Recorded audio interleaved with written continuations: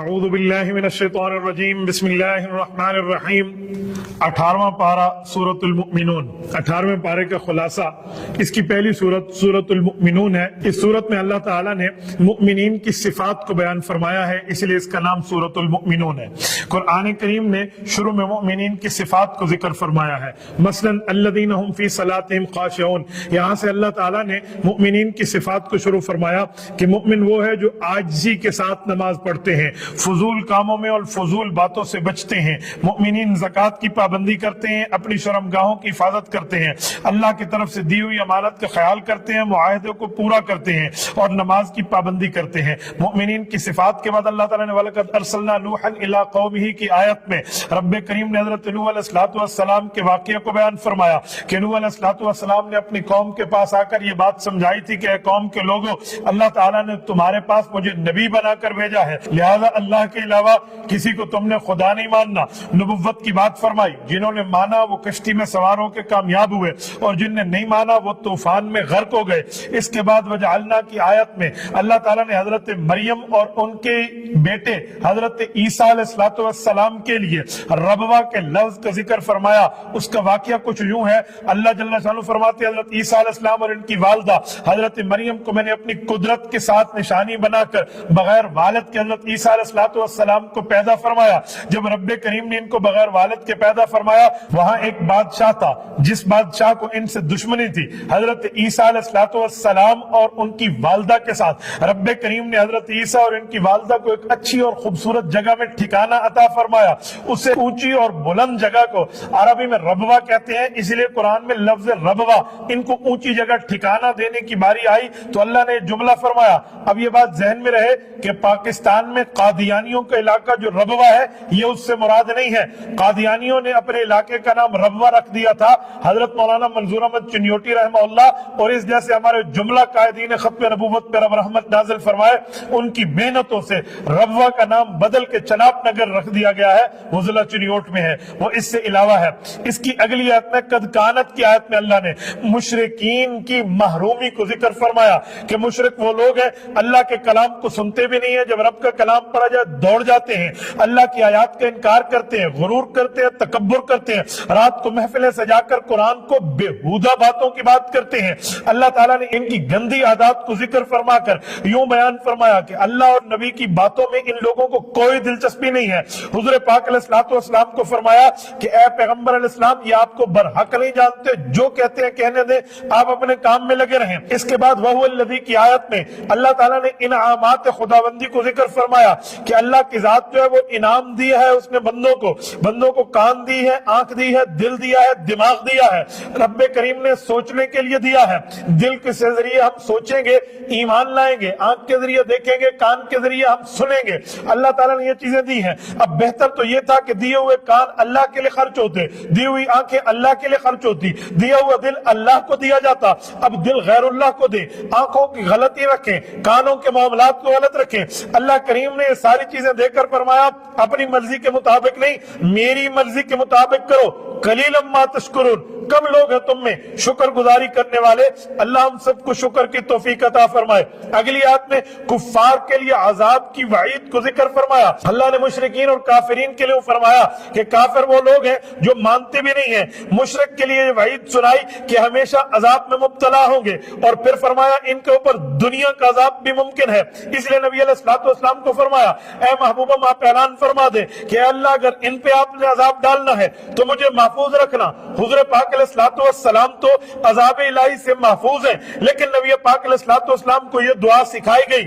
اگلی آیات میں حتی اذا جاء کی آیت میں کافر کی تمنا کو رب نے ذکر فرمایا کہ کافر موت اور آخرت کی منازل سامنے آئے تو ڈرنے لگتے ہیں، اور پھر قیامت کی بات فرمائی کہ کافر موت کو دیکھ کر اللہ کے دربار میں یہ بات کرے گا رب ارجعون، اللہ مجھے دنیا میں لوٹا دے، واپس لوٹا دے، میں تیرے احکام مانوں گا، تیری باتیں مانوں گا، تیرے فرما برداروں میں سے شامل ہو جاؤں گا، اے اللہ مجھے وہاں لوٹا دے۔ رب کریم نے فرمایا یہ جو کہہ رہا ہے منہ سے کہہ رہا ہے، یہ بندہ ایسے جا کر نہیں کرے گا۔ اور پھر فرمایا وَمِن وَرَائِهِمْ بَرْزَخٌ إِلَىٰ يَوْمِ يُبْعَثُونَ، مرنے والے اور زندہ لوگوں کے درمیان اللہ قیامت تک کے اٹھنے کے لیے ایک برزخ بنا دیتے ہیں. برزخ کا معنی پردہ ہے, یہ آؤٹ بنا دیتے ہیں, وہ جو ہے وہ پردے میں چلے جاتے ہیں. اللہ جل شانہ نے ان کو پردے میں رکھ دیا. اسی طرح اگر ہم کسی میت پہ جائیں اور میت کو معاملات اس کے دیکھ لیں, یہ پردے کے خلاف ہے. اللہ چاہے تو ہو سکتا ہے, لیکن میت پردے میں ہے, وہ اگر دیکھے تو یہ برزخ کے خلاف نہیں ہے. بہرحال اس کی تفصیلات ہیں, علماء سے آپ اس کی تفصیلات سمجھ سکتے ہیں. اس کی اگلی آیت میں اللہ نے جہنمیوں کی چیخ و پکار, جہنمیوں کی تکلیف, جہنمیوں کو رونا, اس کو ذکر فرمایا. رب کریم فرماتے ہیں قیامت کا وقت ہوگا, جہنمی جہنم میں ہوں گے, ان کے چہرے جلس رہے ہوں گے, اللہ کو پکاریں گے, اللہ ہمیں یہاں سے نکال دے, یہاں سے نکال دے. رب فرمائیں گے تمہارے سامنے میری آیات پڑھی جاتی تھی, تمہیں ڈرایا جاتا تھا, سمجھایا جاتا تھا, بتایا جاتا تھا, پر تم کیوں نہیں مانے, تم نے کیوں شریعت کو جھٹلایا. یہ کہیں گے اللہ ہم پہ ہماری بدبختی لازم آ گئی, ہم گمراہ ہو گئے, ہمیں یہاں سے نکال, اب دنیا میں جائیں گے, تیری فرما برداری کریں گے اور تیرے پاس تیرے نافرمان نہیں فرما بردار بن کے لوٹ کے آئیں گے. رب کریم فرمائیں گے سخت ترین جملہ, فرمائیں گے دفع ہو جاؤ, تم ہمیشہ یہاں تکلیف اور ذلت میں رہو گے, مجھ سے کوئی بات نہیں کرنی. اس کے بعد ان جہنمیوں نے اللہ سے بات نہیں کر سکنی. اس کی اگلی آیت میں افحسبتم انما خلقناکم عبثا میں اللہ تعالیٰ نے انسانیت کی پیدائش کو ذکر فرمایا کہ اے انسانو تم کیا سمجھتے ہو ہم نے تمہیں فضول اور غلط طور پہ پیدا کر دیا. فرمایا جی نہیں, اللہ نے تمہیں اونچی شان دی ہے, اونچا مقام, اونچا مرتبہ, اونچا درجہ, حیثیت اور ویلیو دی ہے. تم اللہ کے سوا کسی کی عبادت نہ کرو, اللہ رب العزت کو اپنا معبود حقیقی مانو, اور تمہارے پاس اللہ کے سامنے کسی کو ٹھہرانے کے لیے جب تمہارے پاس دلیل ہی کوئی نہیں ہے تو تم کس طرح کامیاب ہو سکتے ہو. اس کے بعد آخر میں حضور پاک علیہ الصلوۃ والسلام کو دعا سکھائی, رب اغفر وارحم وانت خیر الراحمین. ترجمہ, اے میرے رب میری کوتاہیوں کو معاف فرما, میرے حال پر رحم فرما, تو سب رحمت کرنے والوں میں بڑھ کے رحمت کرنے والا ہے. اس دعا کا بہت بڑا فائدہ ہے. میں ایک روایت آپ کی خدمت میں رکھوں, حضرت عبداللہ ابن مسعود رضی اللہ تعالیٰ ایک شخص سے گزرے, کئی مرضوں میں مبتلا تھا, بالکل بیمار تھا, اتنا زیادہ بیمار تھا سمجھ نہیں آتی کہ یہ بیماری زیادہ یا یہ زیادہ. حضرت ابن مسعود نے فرمایا اس کے کان میں افحسبتم انما خلقناکم عبثا, یہ پوری آیت آخر سورت تک پڑھ کے اس کے کان میں پھونک دو. پھونکا تو بالکل ٹھیک ہو گیا. نبی پاک علیہ الصلوۃ والسلام نے دیکھا, حضور تک خبر آئی, حضور پاک نے پوچھا عبداللہ اس کے کان میں کیا پڑھ کے پھونکا تھا؟ کہ یا رسول اللہ میں نے تو یہ آیت سورۃ المؤمنون کی آخری آیات پڑھ کے پھونکی. نبی پاک علیہ السلام نے تاریخ ارشاد فرمایا اور فرمایا کوئی مؤمن مکمل یقین کے ساتھ ان آیات کو پڑھے تو پہاڑ بھی اپنی جگہ سے ہل سکتا ہے. اس لیے سورۃ المؤمنون کی جو آخری 4 آیات ہیں ان کو زبانی یاد کر لینا چاہیے, اس کو اپنے لیے اپنی اولاد کے لیے پڑھنا چاہیے. زبانی یاد نہیں ہوتا تو دیکھ کر کم از کم قرآن کھول کے پڑھ لیں, کوئی بیمار ہو تو اس کے لیے پڑھ لیں, اس کے کان میں دم کر لیں, سر میں درد ہو اس کے اوپر پڑھ کے پھونک لیں, یقین کامل رکھیں, اللہ تعالیٰ صحت عطا فرمائیں گے. اس کے آگے سورۃ النور ہے. سورۃ النور کو سورۃ النور کیوں کہتے ہیں؟ لفظ نور اس کی آیت نمبر 35 میں موجود ہے, اس وجہ سے اس کو سورۃ النور کہتے ہیں. اللہ جل شانہ نے اس سورت میں مختلف دینی, اخلاقی, معاشرتی احکام بیان فرمائے. بے حیائی, فحاشی, برائی سے رکنے اور اللہ تعالیٰ نے اپنے قریب رہنے کی باتیں فرمائی. اور پھر خصوصاً اس میں رب کریم نے جو 18 آیات بیان فرمائی ہیں وہ ام المؤمنین صدیقہ بنت صدیق, سیدہ کائنات, رسول اللہ صلی اللہ علیہ وسلم کے گھر کی عزت و عظمت, حضور پاک کی ناموس حضرت اما جان عائشہ رضی اللہ تعالی عنہا کے لیے اللہ تعالیٰ نے ان کی برات ارشاد فرمائی. پھر اس صورت کے آخر میں گھروں میں جائیں, کب جائیں, کس وقت اجازت لے کر جائیں, ان کے احکام ذکر فرمائے. اب میں اس کو شروع کر رہا ہوں. سب سے پہلے الزانیۃ والزانی کی آیت میں رب کریم نے ارشاد فرمایا کہ جو زانی غیر شادی شدہ ہے یا جو زانیہ غیر شادی شدہ ہے, انہوں نے زنا کر لی تو شریعت نے اس پر حد رکھے ہیں, اور وہ حد یہ ہے کہ 100 کوڑے ان کو مارے جائیں گے. ہاں اگر شادی شدہ مرد شادی شدہ عورت زنا کرے تو اس کے لیے سنگساری کا حکم ہے, جس کے لیے مستقل علیحدہ دلائل موجود ہیں. اب زنا ثابت साबित कैसे होगा? जिना के साबित होने के 3 तरीके हैं। या तो 4 गवाह हो जिन्होंने अपनी आंखों से जिना होता हुआ देखा हो, या यूं ना हो तो जानी या जानिया खुद इकरार कर ले कि हमसे गलती हुई है, या यूं ना हो अगर कंवारी लड़की हो, शादीशुदा ना हो, उसका हमल जाहिर हो जाए और हमल जाहिर होने के बाद वो किसी शख्स की तरफ उसकी निस्बत करे तो उससे तहकीक की जाएगी। वो इनकार कर दे, गवाह तो है नहीं, तो फिर सिर्फ इस जानिया को जो है ना क्या कहते हैं सजा इस पर नाफिज होगी। पर इसकी तफसील क्या है ये मुफ्तियान कराम से पूछ लिया जाए, सिर्फ इतनी बातों पर इक्तिफा न किया जाए। इसकी तफसील शरीयत में मजीद दलाइल के अंदर कुरान और सुन्नत में फिक्र में मौजूद है, उलमाए कराम और माहिरीन आपको समझा देंगे। इसके आगे वल्लज़ीना यरमून अल मुहसनात में हद कज़फ को बयान फरमाया। आप अंदाजा लगाएं कुरान करीम ने कितनी तफसील का इस वाक़े को बयान फरमाया। फरमाया जो शख्स किसी पे जिना का इल्जाम लगाए, सुम्मा लम यअतू बिअरबाति शुहदा, इसे 4 गवाह पेश करने होंगे, और ये 4 गवाह नहीं लाता तो इस शख्स को तोहमत लगाने वाला समझा जाएगा और इसको 80 कोड़े हद कज़फ झूठे होने की बुनियाद पे मारा जाएगा। और फिर रब्बे करीम ने फरमाया वला तक़बलू लहुम शहादतन अबदा व उलाइका हुमुल फासिकून। अल्लाह अकबर। फरमाए लोगों मरते दम तक इस बंदे की किसी केस में गवाही कबूल नहीं होगी, इसे हद कज़फ लग चुकी है, 80 कोड़े से लग चुके, इसने झूठ बोला है, ये हमेशा के लिए मरदूद शहादत बन चुका है, अब इसकी बात नहीं मानेंगे। हाँ अगर ये अल्लाह जल्ला शानू से तौबा कर ले अब माफ कर देंगे, लेकिन दुनिया में ये सजा इस पर जारी रहेगी कि इसकी किसी केस के अंदर कोई भी गवाही कबूल इसकी नहीं होगी। इससे आगे वल्लज़ीना यरमून अज़वाजहुम, ये बड़ा अहम मसला है, समझने का मसला है। ये वो मसला है जिसमें खावंद अपनी बीवी को जानिया करार दे और अपनी बीवी पर एक बात करे। रब्बे करीम ने इसका जवाब लिआन में पेश फरमाया है। अब ज़ाहिर बात है खावंद बीवी पर जिना का इल्जाम लगाते हैं तो या तो 4 गवाह पेश करे, 4 गवाह नहीं है तो फिर मियां बीवी का जो रिलेशन है इंतहाई सेंसिटिव है, तो इसके लिए रब्बे करीम ने लिआन की बात फरमाई। लिआन क्या है? शरई काजी मौजूद होगा, काजी के सामने खावंद जाएगा, 4 मर्तबा कहेगा खुदा की कसम अल्लाह को हाजिर नाज़िर जान के कहता हूं मैंने इस औरत को ये काम करते देखा है। जब 5वीं कसम आएगी और उस वक्त कहेगा मैं यूं कसम उठाता हूं कि अगर मैं झूठ बोलूं मेरे ऊपर अल्लाह की लानत हो, उसके बाद बीवी को कहा जाएगा अब तू भी कसम उठा कि तूने काम नहीं किया। फिर बीवी 4 मरतबा कसम उठाएगी कि मेरा मियां झूठ बोल रहा है, अगर वो सच्ची हुई तो मेरा मियां झूठ बोल रहा है। और जब 5वीं मरतबा कसम खाएगी तो यूं कहेगी कि मुझ पर खुदा का कहर और गजब नाजिल हो अगर मैं जो है ना क्या कहते हैं गलत कह रही हूं और मेरा खावंद सच कह रहा है। जब ये 5 मरतबा का मामला हो जाएगा तो शरीयत के मुताबिक इन दोनों की जुदाई आ जाएगी, लेकिन तलाक नहीं होगी। आप कहेंगे तलाक नहीं होगी तो जुदाई कैसे होगी? यानी जुदाई वाक़ हो गई, तलाक तब होगी जब मियां तलाक देगा। इसके बावजूद अगर मियां तलाक न दे तो अब इसके पास लौटती नहीं है बीवी, काजी वक्त बैठा है तो काजी वक्त उस वक्त फस्ख का इनके दरमियान जुदाई का फैसला फरमाएगा तो बीवी का इससे निकाह फस्ख हो जाएगा।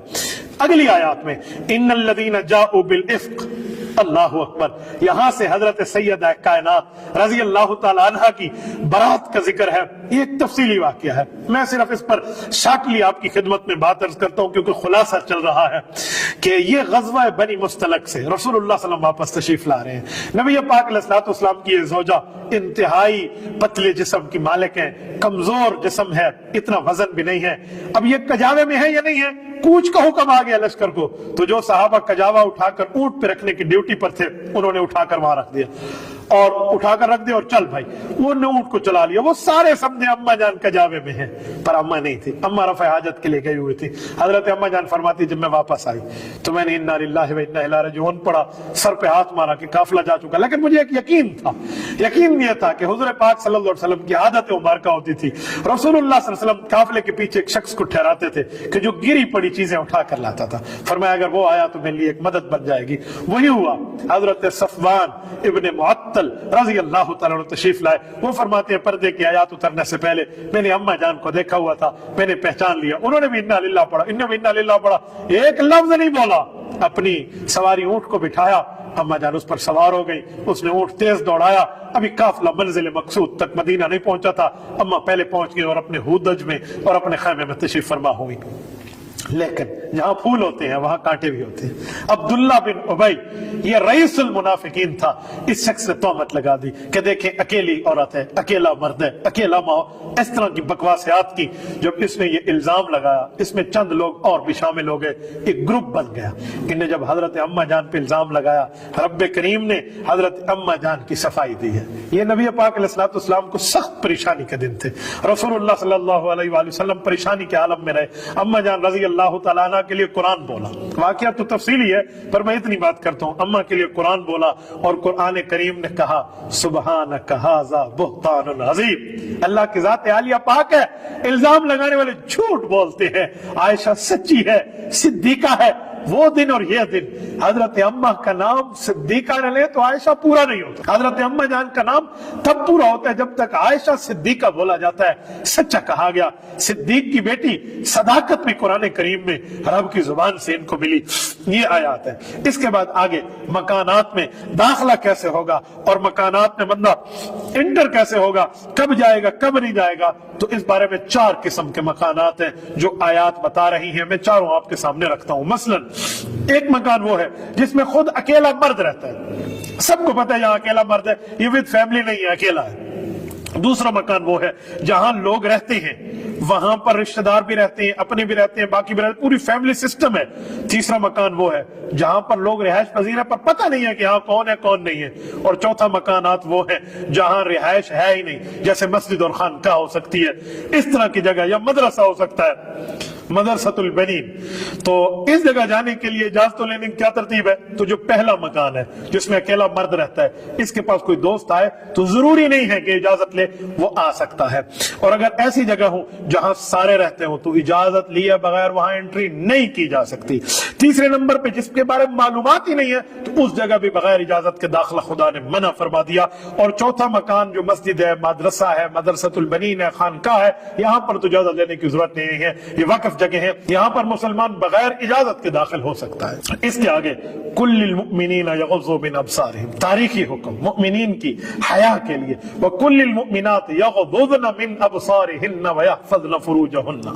ये अल्लाह पाक ने तारीखी हुक्म इरशाद फरमाए हैं कि मुमिन मुसलमान को ये पाबंद बनाया जा रहा है कि तूने आंखें झुकानी है और शर्मगाह बचानी है। बस ये आपकी जिम्मेदारी है। आंखें झुकी हुई होनी चाहिए, शर्मगाह गुनाह से बची हुई होनी चाहिए, ये काम न करें। फरमाया एक मर्द का नामहरम औरत को देखना या एक औरत का नामहरम मर्द को देखना ये हराम है, जायज नहीं है। औरत के लिए नामहरम मर्द को देखने की अगर इजाजत होती तो अल्लाह कुरान करीम में औरत को निगाह नीची रखने को हुक्म न फरमाते। इससे पता चला मर्द के जिम्मे एक काम है, औरत के जिम्मे रब ने 2 काम रखे हैं। मर्द के जिम्मे एक काम है कि औरत को न देखे, अपनी आंख नीचे करे, पर औरत के जिम्मे 2 काम दिए हैं कुरान ने, अपनी आंख भी नीचे रखे, वला युबदीना ज़ीनतहुन्ना, और अपने चेहरे को भी छुपाए। तो ये अपनी जीनत को, अपने चेहरे को छुपाए, तो लिहाजा इस तरह का खातून पर्दा रखे। और फिर पर्दे का हुक्म खातून को पूरा जिस्म हत्ता के चेहरा और हथेलियां भी उसमें शामिल हैं, ये हुक्म दिया है। अलबत्ता जरूरत शदीदा है, डॉक्टर्स के पास जाना है या कोई और वजह है, रीजन है बाकायदा, और वो रीजन भी होनी चाहिए, सॉलिड रीजन होनी चाहिए, उसके लिए औरत अपनी हथेलियां या अपना चेहरा उस जरूरत की बुनियाद पर खोल सकती है। इस हालत में मर्दों के लिए हुक्म फिर भी है कि वो अपनी आंख को नीचे कर दे। अब वो आयत आ गई जिसके लिए मैंने शुरू में कहा था कि सूरतुन नूर क्यों नाम रखा गया।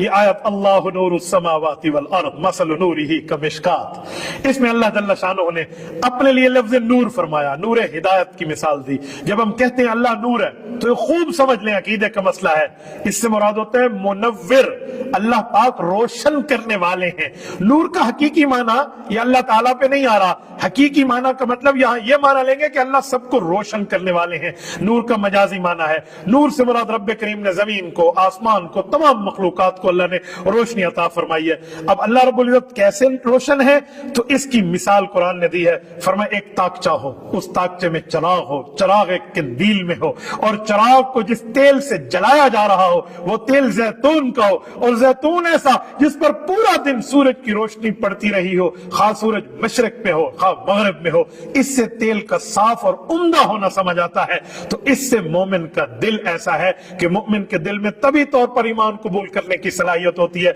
जब इसके सामने आयात की तिलावत की जाती है, उसके रोंगटे खड़े हो जाते हैं, वो अल्लाह की तरफ मुतवज्जे हो जाता है, उसका दिल अल्लाह जल्ल शानो के जज्बे में सामने आ जाता है। तो ये मिसाल दी आगे, वल्लदीन कफरू अमालहुम में काफरों के अमाल की मिसाल दी है कि जो आखिरत पर यकीन नहीं रखते, तौहीद और रिसालत को नहीं मानते। इन काफरों के अमाल के मामला ऐसा है कि जैसे एक आदमी रेगिस्तान में सफर कर रहा हो, दूर दूर तक रेत की चमक हो, ऐसे ही मालूम हो कि ये रेत नहीं है तो पानी है। फरमाया करीब जाएगा पानी गायब, फिर करीब जाएगा पानी गायब, फिर करीब जाएगा पानी गायब। तो वो शराब, इसने उसको धोखा दिया। तो काफिर का मामला भी ऐसे है, वो नेक अमाल जिसके बारे में सोच रहा है कि आखिरत में फायदा देंगे, नहीं बाबा ईमान नहीं है तो अच्छा अमल तुझे क्या फायदा देगा, इसीलिए काफिर उससे धोखा खाए हुए हैं। अगली आयत में काफिरों की दूसरी किस्म जो है, जो कुफ्फार गलत अमाल के नतीजे में बैठे हैं, उनकी मिसाल अल्लाह ताला ने इस आयत में दी है। फी बहरिल लुज्जी यग़शा में यूं बयान फरमाया कि जो काफिर ईमान नहीं रखते, इनकी मिसाल इनके कुफ्र की ऐसी है, गहरा समंदर हो, इसमें अंधेरा हो, फिर ऊपर एक पानी की मौज हो, फिर उस मौज के अंदर एक मौज हो, उसके ऊपर फिर बादल और पूरी तरतीब हो, अंदर अंधेरा हो तो बंदे को तो अपना हाथ भी नजर नहीं आएगा। तो ये काफिरों का अंधेरा और काफिरों की आखिरत की नहुसत को जिक्र फरमाया। उसके आगे रब्बे करीम ने कामयाबी के 4 उसूल जिक्र फरमाए। वमन युतिइल्लाह व रसूलह में बयान फरमाया कि अगर कोई शख्स 4 बातों का एहतमाम करे, कामयाब हो जाएगा। नंबर 1, अल्लाह ताला की इताअत करे, रसूलुल्लाह सल्लल्लाहु अलैहि वसल्लम की इताअत करे, और अल्लाह का डर अपने दिल में रखे और अल्लाह की नाफरमानी से बच जाए। फरमाया ऐसा आदमी कामयाब है। इसके आगे बेहतरीन जबरदस्त एक मसला रब्बे करीम ने बयान फरमाया, इसको आयत इस्तिखलाफ भी कहते हैं, आयत खिलाफत राशिदा भी कहते हैं, और ये अहम तरीन कुरान करीम की आयत है। वअदल्लाहु अल्लज़ीना आमनू मिनकुम व अमिलुस सालिहात लयस्तखलिफन्नहुम फिल अर्दि कमा इस्तखलफल्लज़ीना मिन क़ब्लिहिम। इस आयत में रब्बे करीम ने जो बात फरमाई है, इस आयत इस्तिखलाफ में क्या बयान फरमाया? फरमाया जो सहाबा कराम से अल्लाह ने खिलाफत का वादा किया है वो मिनकुम है। कि जब आयत उतरी तो मिनकुम मुहाजिरीन मुराद थे। तो आयत इस्तिखलाफ मुहाजिरीन सहाबा कराम को खिलाफत की एक खुशखबरी दे रही है। वो हजरत अबू बकर है, हजरत उमर है, हजरत उस्मान है, हजरत अली है रज़ी अल्लाह अन्हु। 6 महीने हजरत इमाम हसन के भी इन्हीं में दाखिल है, क्योंकि 30 साल खिलाफत राशिदा का दौर पूरा होता है, जिसको खिलाफत राशिदा हक 4 यार कहते हैं। यही आयत है जो इनकी खुशखबरी दे रही है। और अब फरमाते हैं वला युमक्किनन्न लहुम दीनहुम अल्लज़ी इर्तज़ा लहुम वला युबद्दिलन्नहुम मिन बादि खौफिहिम अमना। इनके अल्लाह ताला ने उसलूब को बयान, औसाफ को बयान फरमाया। और इसके बाद का मामला जो है वो खिलाफत राशिदा नहीं है, वो खिलाफत आदिला है। जैसे हजरत अमीर मुआविया रज़ी अल्लाह तआला अन्हु का दौर है, ये दौर खिलाफत आदिला का है, खिलाफत राशिदा का नहीं है। यहाँ लोग समझते हैं भाई आप इनको खलीफा राशिद नहीं समझते तो हजरत मुआविया की तौहीन हो गई। भाई ऐसी बात नहीं है। खलीफा राशिद एक इस्तिलाह है, इसका माना है मुहाजिर, जिसने हिजरत की नबी पाक सल्लल्लाहु अलैहि वसल्लम के साथ, वो खलीफा। तो वो तो खिलाफत हजरत मुआविया को हासिल नहीं है, क्योंकि हजरत मुआविया हिजरत के हुक्म उठ जाने के बाद ईमान लाए हैं, सच्चे हैं, रसूलुल्लाह सल्लल्लाहु अलैहि वसल्लम के हमजुल्फ हैं, रसूलुल्लाह सल्लल्लाहु अलैहि वसल्लम के बिरादर निस्बती हैं, कातिबुल वही हैं, और मुस्लिम और कुफर के दरमियान एक कुफर के सीने पे गढ़ा हुआ खंजर है, सब कुछ है। लेकिन खिलाफत आदला है, ये आदल इंसाफ की खिलाफत है, जिस खिलाफत पर हजरत इमाम हसन और हजरत इमाम हुसैन रज़ी अल्लाह अन्हुमा जैसे जन्नत के सरदारों ने भी फख्र फरमाया है और उनकी बैत करके एतमाद फरमाया है। तो खिलाफत राशिदा की इस्तिलाह और है, खिलाफत आदिला की इस्तिलाह और है। इसमें कोई हजरत मुआविया रज़ी अल्लाह अन्हु के हक में किसी किस्म की कोई हक तलफी का मामला नहीं है। इसको बयान फरमाने के बाद रब्बे करीम ने आगे जो बयान फरमाया है, पहले तो बड़े मर्दों को हुक्म था, जो 4 किस्म के घरों की बात मैंने आपकी खिदमत में रखी। अब यहाँ हुक्म है जो गुलाम हो या लौंडी हो या जो बच्चे हो छोटे, इन्होंने कमरों में कब जाना है, किस वक्त जाना है, किस वक्त नहीं जाना, किस कमरे में जाना है और कब जाना है। अब देखिए इस्लाम ने कितने छोटे छोटे अहकाम भी नहीं छोड़े और बयान फरमाए। फरमाया इनके लिए हुक्म यह है कि 3 औकात में ये घरों और कमरों में बगैर इजाजत के दाखिल ना हो, चाहे वो छोटा बच्चा है, चाहे वो गुलाम है, चाहे वो लौंडी है, उस वक्त उसने 3 औकात में कमरों में दाखिल नहीं होना बगैर इजाजत के, बल्कि 3 दफा इस पर इजाजत लेनी चाहिए। वो क्या है?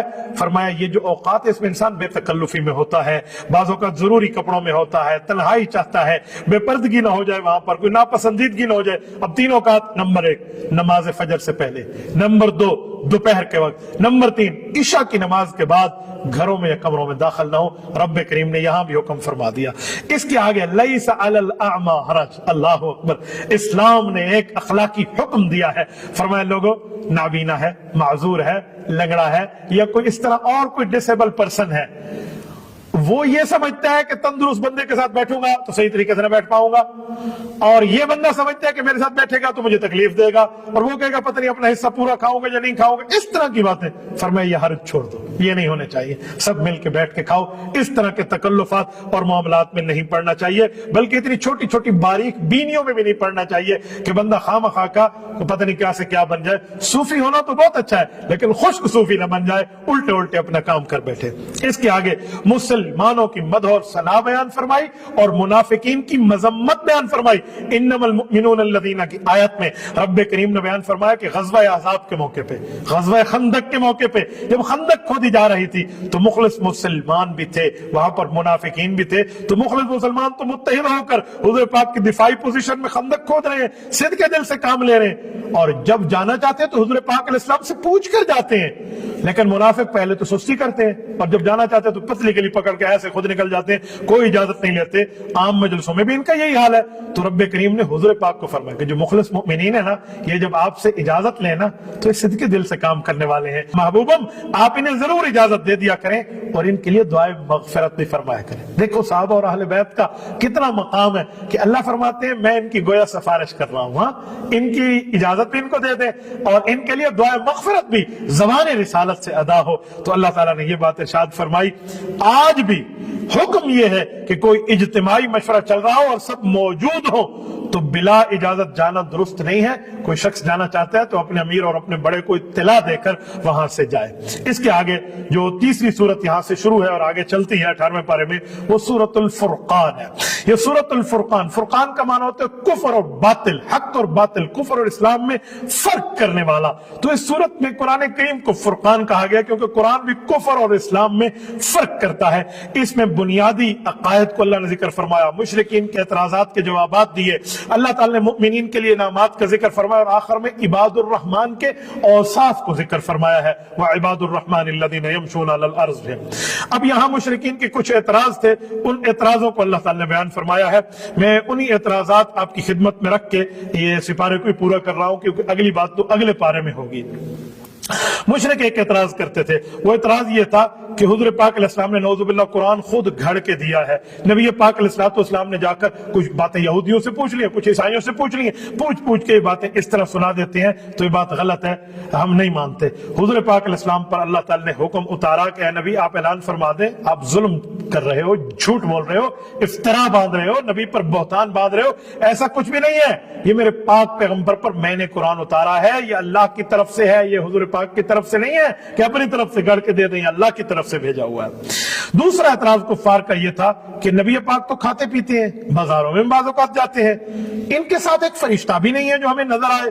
हाँ फरिश्ता होता, उसके पास खजाना होता, नबी होता साथ, ये किस तरह की बात है? तो अल्लाह ताला ने बयान फरमाया कि अगर साथ नबी होते, मलाइक होते और वो न खाते पीते तो तुम्हारी मिसाल फिर भी वही होती कि भाई ये फरिश्ता है, खाता पीता नहीं, हम खाते पीते हैं, इसे क्या पता ये हमें क्या दीन समझा रहा है। फरमाया ऐसा नहीं है, जो अंबिया होते हैं वो खाते पीते भी हैं और खाना खाना भी है, पानी पीना भी है, और वो बाजारों में भी जाते हैं दावत और तबलीग के लिए, दीन पहुंचाने के लिए, हर जगह वो जाते हैं। लिहाजा तुम्हें इस तरह के एतराजात नहीं करने चाहिए। नबी इंसान है और आला दर्जे के इंसान को अल्लाह ताला नबुव्वत अता फरमाते हैं और वो इसी तरह सारे मामले चलते हैं। लिहाजा मनसब रिसालत और नबुव्वत के खिलाफ ये नहीं है कि वो इंसान को मिल जाए और वो खाता पीता रहे। ये बात करके अल्लाह ताला ने यहाँ पर 18वां पारा पूरा होता है। अल्लाह आपको रब सिरात मुस्तकीम अता फरमाए। जज़ाकुमुल्लाह।